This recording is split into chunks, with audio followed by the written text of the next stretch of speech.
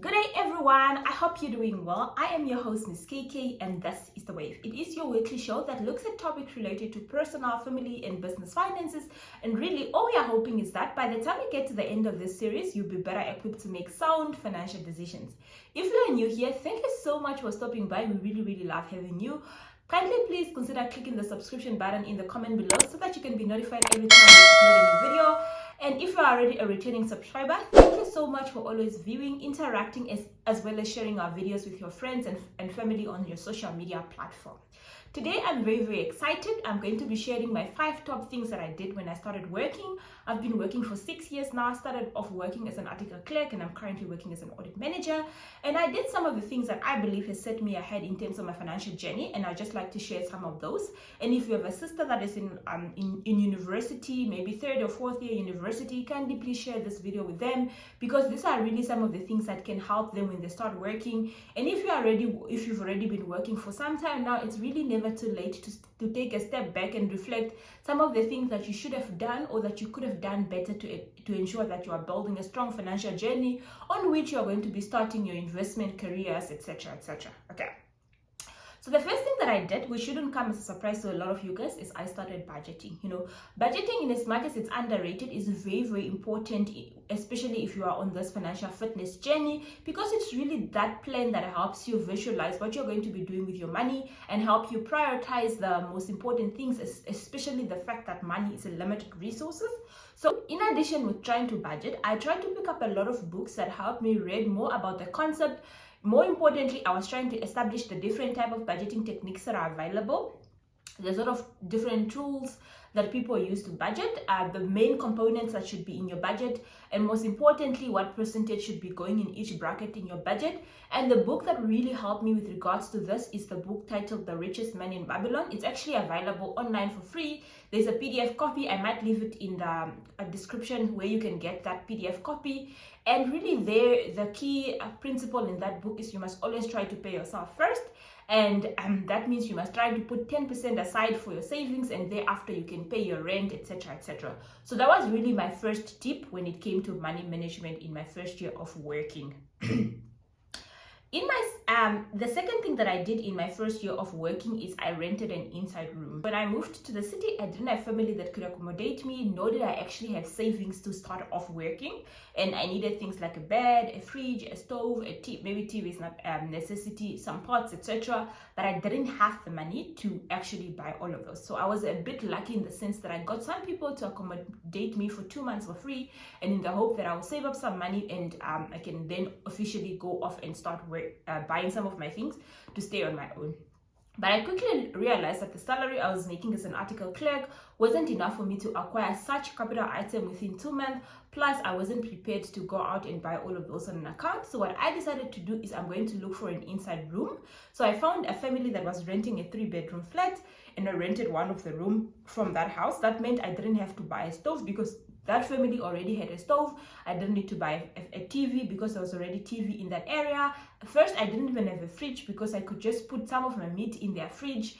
And that literally saved me quite a lot. And the little money that I saved up, I decided I'm going to buy a pine bed instead of buying a furniture bed, because pine bed is like 900 and furniture beds are like 4 point something. So really that is something that helped me. And over time, as I stayed with those people, I think I stayed with them for 4 or 5 months, I then started saving up to buy these things so that I can eventually go out and go rent a place of my own when I'm comfortable to be able to do that.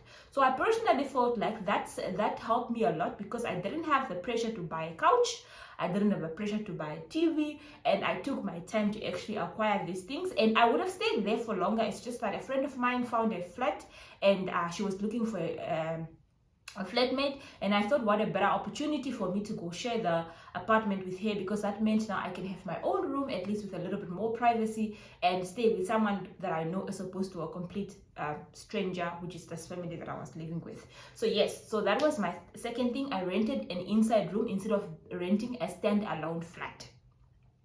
So the third thing that I did when I started working is I committed to giving back to the people that helped me to get through university and through school as a token of gratitude. What I've realized is if you are committed to giving, you give with a grateful heart, and it doesn't feel so painful and it doesn't feel like you're losing a lot. when giving to these people. For a lot of people, they wait until they are being asked, please help us go pay our water, or please help us that, and when they part with that money, they part with that on a sour note. So personally, I decided, you know what, a portion of my salary is going to be towards giving back to the people that have helped me. So it was my mother, it was my siblings, it was my grandmother, and it was a few other friends. So I made sure that in my budget there was a small portion.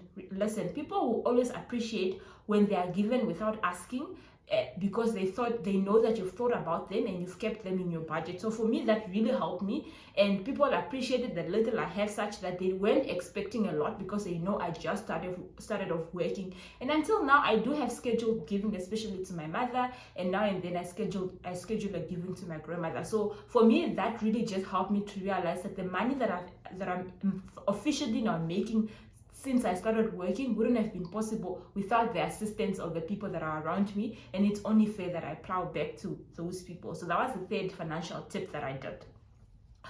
Number 4, I started building my mother a room in my first year of working. You might think that is a little bit too extreme. I don't even have a car, and yet I'm already building my parents a room. Listen, at some stage you're gonna have to do it. If your parents put you through school, they probably sacrificed a lot.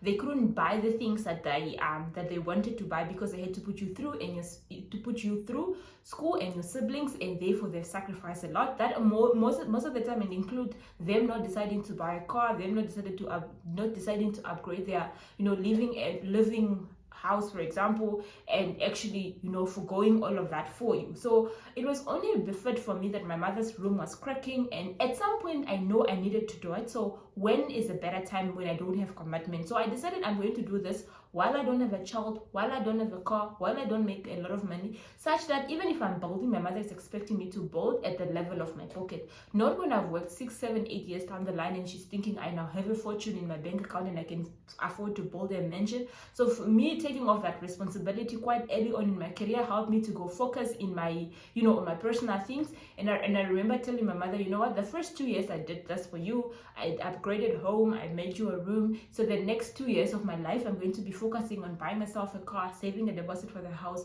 potentially now rebuilding my savings after all these capital intensive projects have ended. So that's the second thing that I found that I did well. And for a lot of guys, especially Shivambo tradition, this is going to be expected from you, especially your own room when you get married someday. So please don't delay it until the year that you're getting married. That's when you are now all of a sudden trying to build in the same year when you're trying to also save for a wedding. So that's one thing that I personally did that I feel like worked well. And eventually I had to go build the room of my own, but it didn't cost me that much money because I was just building it for myself. I had already done the responsibility of building my mother a 3-bedroom, actually 2-bedroom with an open plan sitting room, and she can do whatever she befit with that house. So that was my plan. Yes, it did cost some money, but I was deliberate about it because that was my first capital intensive that I took on, and I felt like it was worth the strategy that I took. And lastly, number 5, I got inspiration from people.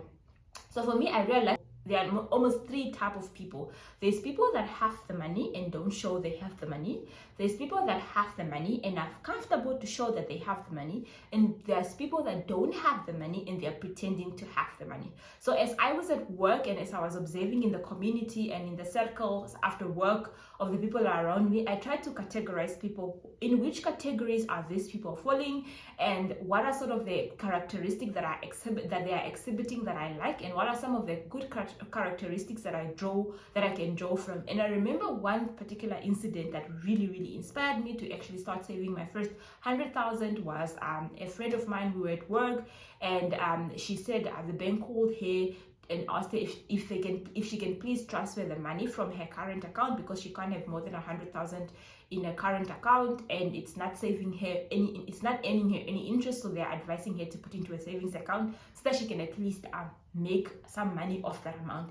And I thought to myself, so actually people can get to a point where they have 100,000 in their account. How about I start working towards that goal? And it was just a matter of time before I reached my 100,000. And I was actually inspired that if you do have the right inspiration, if you do have the right attitude about money, you are going to achieve whatever you want.